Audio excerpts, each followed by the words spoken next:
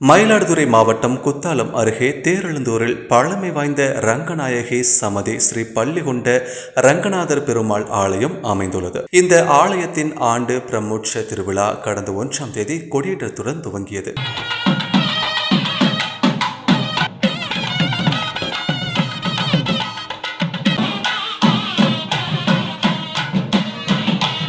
இந்த விழாவின் முக்கிய நிகழ்ச்சியான திருக்கல்யாண வைபவம் இன்று ஆலயத்தில் நடைபெற்றது. இதனை முன்னிட்டு பெருமாள் மற்றும் தாயார் மணக்கோலத்தில் வசந்த மண்டபத்திற்கு வேதியர்கள் மந்திரம் முழங்க யாகம் வளர்க்கப்பட்டு மாலை ஏற்றுதல் உள்ளிட்ட திருக்கல்யாண சடங்குகள் நடைபெற்றது. தொடர்ந்து மங்கள வாத்தியங்கள் முழங்க மாங்கல்ய தாரணம் நிகழ்ச்சி செய்யப்பட்டு திருக்கல்யாணம் நடைபெற்றது. ஏராளமான பக்தர்கள் பங்கேற்று சுவாமி தரிசனம் செய்தனர்.